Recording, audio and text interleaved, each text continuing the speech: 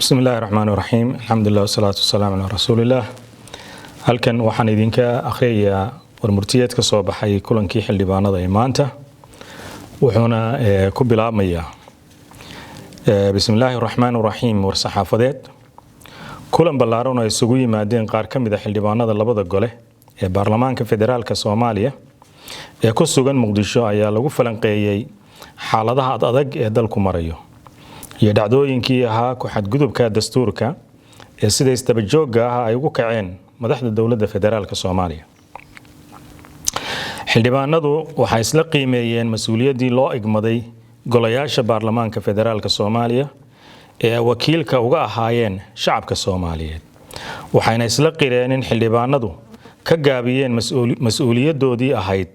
korjoogteynta iyo la xisaabtanka xukuumadda waxayna ku ballameen inay u istaagaan gudashada waajibaadkooda dastuuriga ah iyo madax bannaanida baarlamaanka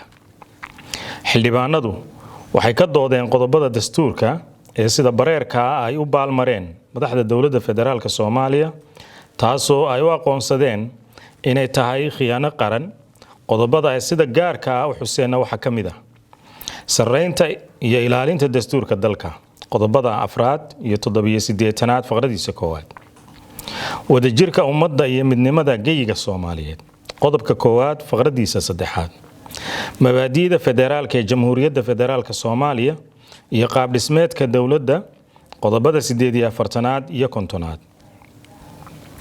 kala madax bannaanida hay'adaha dawladda sida baarlamaanka fulinta iyo garsoorka qodobada 55 56 57 99 iyo 106 xorriyadda isu socodka xuquuqda iyo karaamada aadamaha qodobada 10 12 iyo 21 xildhibaanadu waxay cadeynayaan in madaxweynuhu dayacay mas'uuliyadii iyo waajibaadkii masiiriga ahaa ee loo doortay sida ilaalinta dastuurka iyo shuruucda dalka sidoo kale mudanayaashu waxay isla qireen in xukuumaddu ay ku guuldareysatay gudashada waajibaadkii loo igmaday oo ay ka mid yihiin amniga wadajirka dawladda dhexe iyo dawlad goboleedyada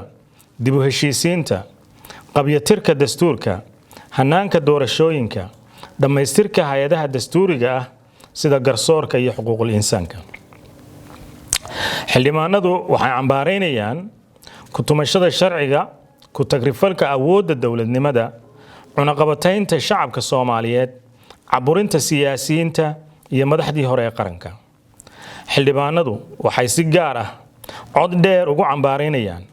xayiraadda lagu soo rogay shacabka ku nool maamul goboleedka Jubbaland waxayna ka digayaan in cunaqabataynta iyo waxyeelada shacabka loo adeegsado ciidamada qalabka sida ee qaranka iyo hay'adaha dawliga ah sida hay'adda duulista hawada iyo hay'adda socdaalka iyo jinsiyadaha xildhibaanadu waxay si adag uga digayaan haddii ay sii socdaan arrimaha kor ku xusan inuu khatar geli karo hanaanka dawladnimada iyo masiirka qaranku xildhibaanadu waxay ku baaqayaan in xubnaha labada gole ee baarlamaanka ay gutaan xilka ummaddu u igmatay ee ay u dhaarteen haddii kale ay talada ku soo celiyaan shacabkii doortay in loo saaro guddi ka kooban labada gole oo baaritaan ku sameeya waxyeeladii bani aadanimo ee ka dhalatay cunaqabatayntii la saaray shacabka Jubbaland